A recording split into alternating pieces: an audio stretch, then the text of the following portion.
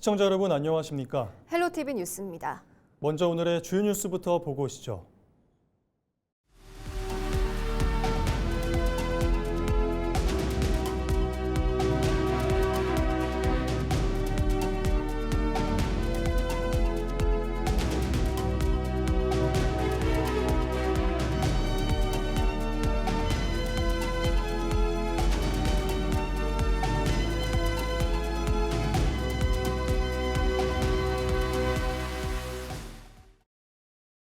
충남경찰청이 16일 공직선거법 위반 혐의로 홍성에 있는 전교조 충남지부 사무실을 압수수색했습니다.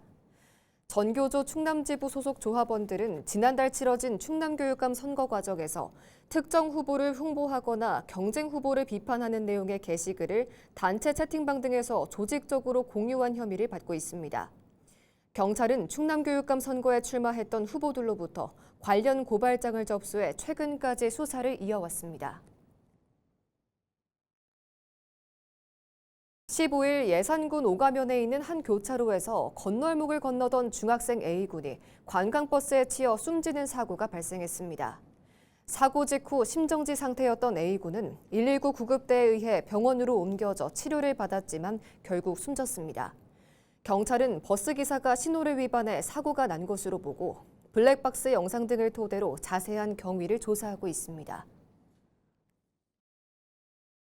충남도가 삼성과 SK 투자 활성화를 위해 맞춤형 신속 지원 체계를 본격 가동합니다. 충남도는 15일 도청에서 삼성전자, SK텔레콤 등 4개 기업, 그리고 천안, 아산, 당진시 관계자들과 함께 첨단산업기업투자 지원협의체 첫 회의를 열었습니다. 이 자리에서 도는 기업과 행정 간 한 라인을 운영하고 시군과 함께 통합 인허가 신속 처리 체계를 도입하기로 했습니다. 이번 협의체는 지난 2일 발표된 202조 원 규모의 투자 계획을 행정적으로 뒷받침하기 위해 구성되었습니다. 충남도가 지난주 집중호우로 피해를 본 천안과 공주, 부여 지역에 재난관리기금 5억 원을 긴급 지원합니다. 지원된 기금은 호우로 유실되거나 파손된 도로, 하천 등 공공시설의 응급 복구와 긴급 안전조치에 우선 투입됩니다. 충남도는 이번 지원이 추가 피해를 예방하고 주민들의 일상 회복을 앞당기기 위한 조치라고 설명했습니다. 또 추가 피해가 발생할 경우 재난관리 기금을 신속히 투입해 선제적 재난 대응 체계를 유지할 방침입니다.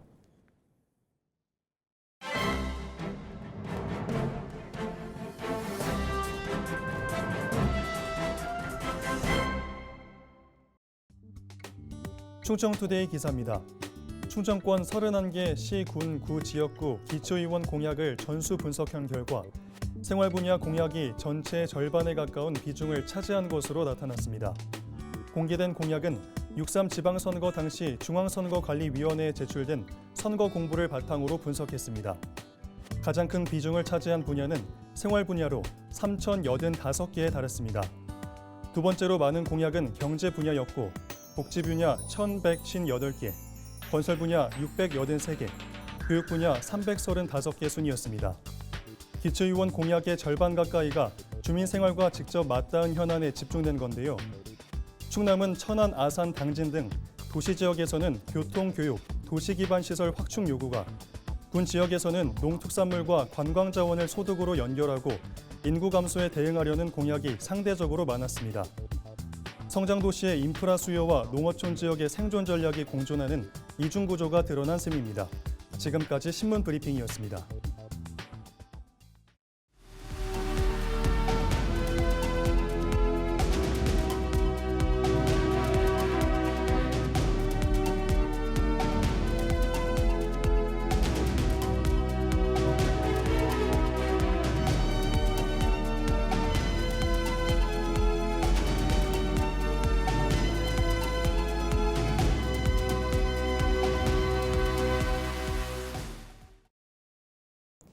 윤희신 태안군수가 발전공기업 통합본사의 태안 유치를 정부와 국회 충남도에 공식 촉구했습니다. 윤 군수는 15일 군청에서 기자회견을 열고 석탄 화력발전소 최다 폐지와 대체 발전소 부재로 태안이 심각한 위기에 직면했다고 말했습니다. 여기에 더해 서부발전 본사마저 이전되면 태안군 지방세입의 44%에 달하는 260억 원의 세수가 감소하고 인구 유출로 지역 상권 붕괴가 뒤따를 수 있다고 설명했습니다. 또 태안은 유치 경쟁 지역 가운데 지역 낙후도 지수가 가장 낮고 발전 산업 의존도는 가장 높다며 국가 차원의 정책적 배려가 시급하다고 강조했습니다. 이와 함께 태안은 본사 사옥과 발전 관련 기반 시설을 갖추고 있어 최적의 입지라고 덧붙였습니다. 한편 기후에너지환경부는 지난달 18일 발전 공기업 5개를 한 개로 통합하는 내용의 연구 용역 중간 결과를 발표했습니다. 최종 용역 결과는 이달 중 발표될 예정입니다. 용역 결과 발표가 조만간 이어질 것이기 때문에 저희는 우리 군민들께서 통합본사 유치, 범군민 유치 추진위원회를 결성을 할 것입니다. 그래서 군민과 함께 온 6만 군민이 하나가 되어서 대통령실과 중앙부처에 건의를 계속 할 것이고요. 또 도지사님도 면담을 통해서 함께 태안의 유치의 당위성을 설명드리고 모든 역량을 집중해서 본사 유치에 최선을 다할 계획입니다. 최근 충남에서 발생한 자연재해 대부분은 호우 때문인 것으로 나타났습니다. 충남연구원 재난안전연구센터 보고서를 보면 지난 2020년부터 5년 동안 충남의 자연재해 피해액은 5,500억여 원으로 집계됐으며 이 가운데 95% 이상이 호우 피해였습니다. 특히 지난해 7월 닷새 동안 내린 집중호우로 인한 피해액만 3,600억여 원에 달했습니다. 연구원은 충남의 지형과 산업구조가 집중호우로 인한 피해를 키우고 있다며 배수로 사전 정비를 의무화하고 여름이 오기 전 침수 예방에 나서야 한다고 강조했습니다. 민선국이 충남도 인수위원회인 통하는 충남 준비위원회가 15일 내포 신도시에서 도민 보고대회를 열었습니다. 박수현 충남지사와 이재관 위원장 등 200여 명이 참석한 이날 대회에서 준비위는 도민과 함께하는 충남과 대한민국 AI 수도 등 7대 목표를 제시했습니다. 또 충남을 새롭게 바꿀 10대 약속으로 충남 대전 행정통합 추진과 충남 권역별 미래 AI 데이터 센터 구축 등을 발표했습니다. 이재관 위원장은 이 같은 목표가 잘 지켜지는지 분기별로 점검해 도민에게 공개하겠다고 밝혔습니다. 서산에서 친구에게 흉기를 휘두르고 달아난 40대 남성 A씨가 살인미수 혐의로 경찰에 붙잡혔습니다. A씨는 지난 14일 밤 10시쯤 서산시 동문동의 한 영화관 매표소 앞에서 친구인 40대 B씨를 흉기로 찌른 혐의를 받고 있습니다. B씨는 병원으로 이송돼 수술을 받았으며 다행히 생명에는 지장이 없는 것으로 전해졌습니다. A씨는 극장 밖에서 대기하다 B씨가 영화를 보고 나오자 범행을 저지른 것으로 알려졌습니다. A씨는 범행 직후 현장에서 도주했으며 경찰은 15일 새벽 1시쯤 서산의 한 도로에서 그를 긴급 체포했습니다. 경찰은 서로 간의 불화가 있었던 것으로 추정하고 자세한 범행 동기를 조사한 뒤 구속영장을 신청할 예정입니다. 송미령 농림축산식품부 장관이 청양군 대치면을 찾아 농어촌 기본소득 시범사업 추진 현황을 점검했습니다. 송 장관은 칠갑 문화센터에서 열린 간담회에 참석해 기본소득과 연계한 생활서비스 성과와 청년 창업 사례를 살펴봤습니다. 청양군은 기본소득 시행 이후 인구가 3.3% 늘어 3만 명대를 회복했으며 지역화폐 가맹점이 20% 증가하는 등 경제 활성화 효과를 거두고 있습니다. 충남도가 오는 21일부터 다음 달 3일까지 도가 발주한 건설공사 현장을 대상으로 안전관리 실태를 점검합니다. 점검 대상은 도로 16곳, 건축물 7곳, 하천 5곳 등 공사 현장 28곳입니다. 주요 점검 내용은 현장별 폭염 대응 계획 수립 여부와 휴게시설 설치, 근로자 휴식 시간 보장 여부, 온열 질환자 발생 시 비상 연락 체계 구축 상태 등입니다. 충남도는 이번 점검을 통해 현장 위험 요인을 사전에 개선하고 여름철 현장 근로자의 안전 확보에 주력할 방침입니다. 충남도는 서천 태안 지역의 김면허 양식장 이용 개발 대상지를 확보했습니다. 그 결과 이번에 태안군 107헥타르와 서천군 10헥타르 규모의 이용 개발 대상지를 확보했습니다.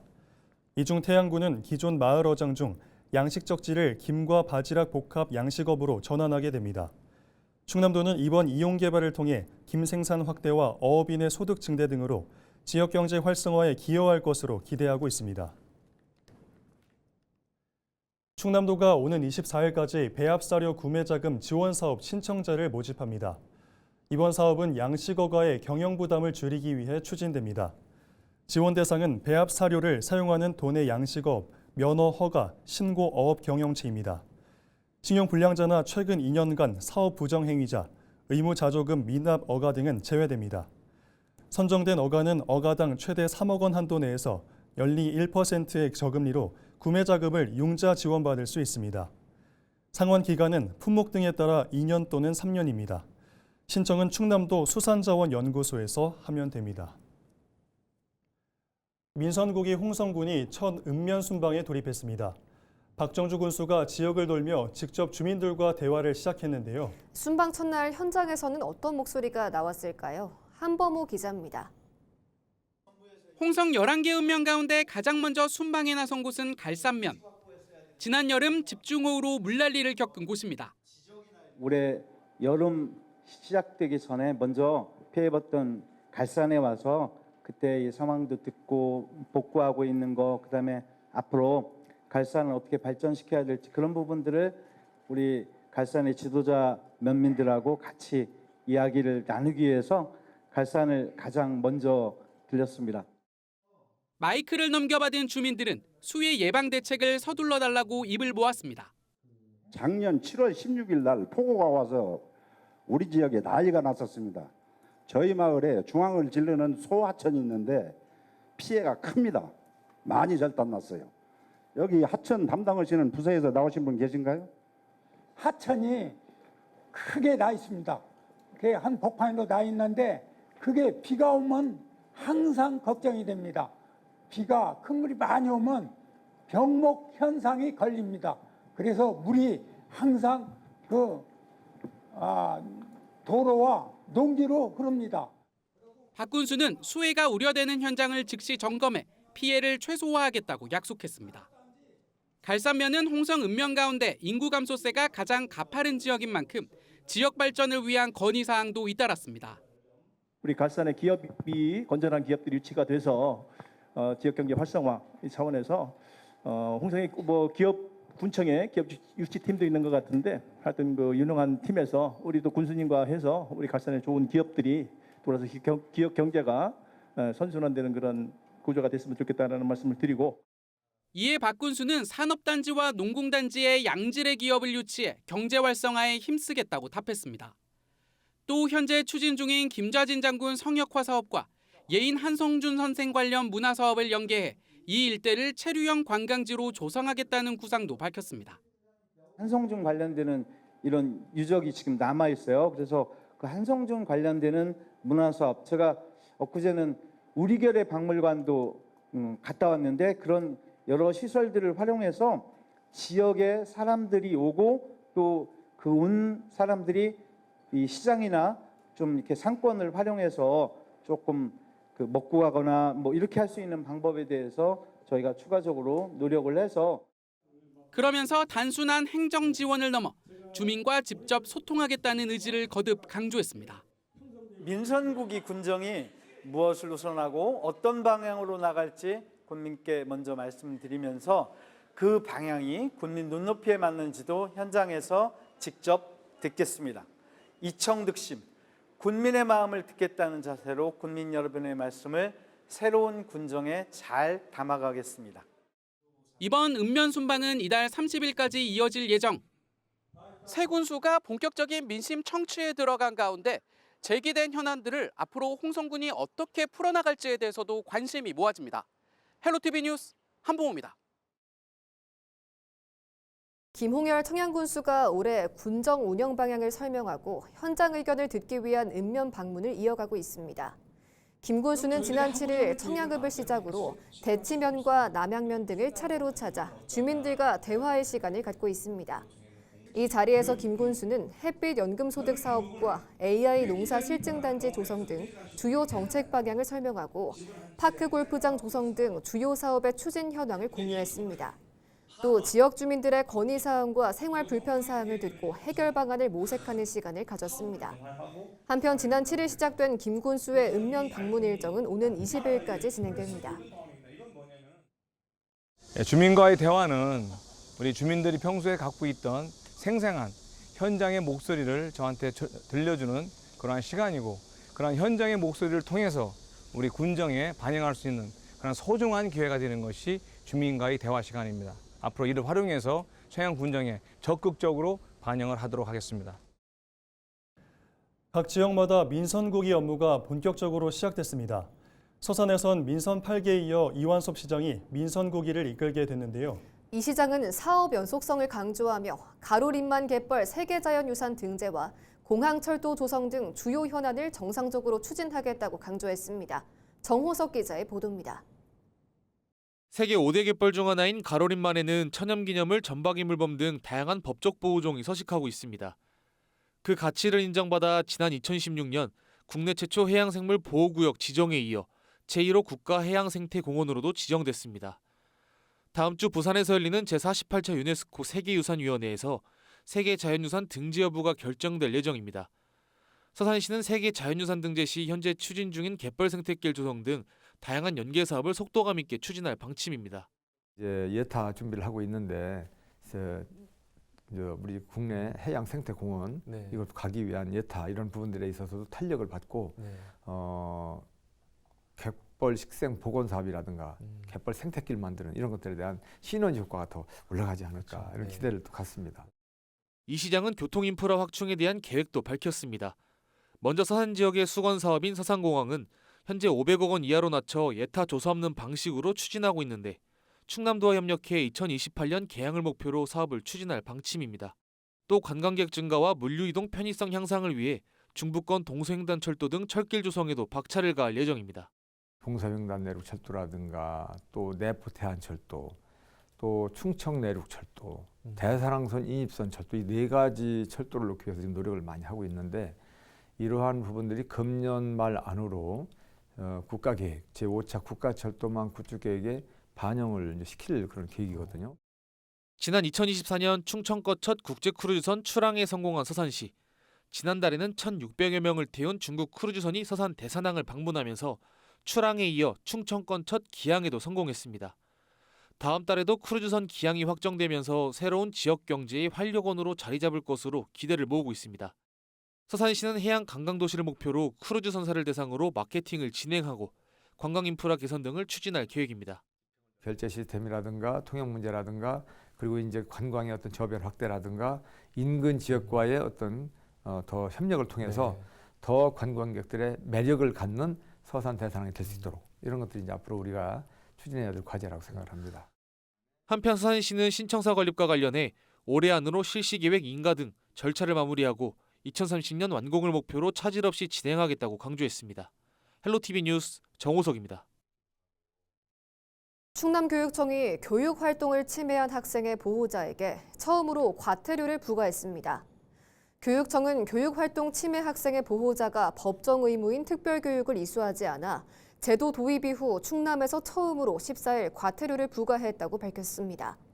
현행 법령에 따르면 교육활동 침해 학생의 보호자는 도교육청이나 지정기관이 제공하는 특별교육을 반드시 이수해야 합니다. 교육청은 이번 조치가 교권 침해 행위에 엄정히 대응하고 교육활동 보호제도의 실효성을 높이기 위한 것이라고 설명했습니다. 해안군이 반복되는 고수원 피해를 입어온 바지락 양식의 대안 마련을 위해 기후변화 대응 시범 양식 지원 사업을 추진합니다. 해안 대표 양식 품종인 바지락은 여름철 고수온에 취약해 그동안 폐사 피해가 잇따랐습니다. 특히 지난 2024년에는 고수온 특보 기준을 웃도는 수온이 56일간 이어지면서 일부 어장에서 대규모 폐사가 발생하기도 했습니다. 해안군은 3억 원을 투입해 오는 10월부터 천수만과 가로림만, 근소만 3개 해역 내 바지락 어장에 고수온에 강한 동죽과 백합 등 대체 폐류 품종을 보급할 예정입니다.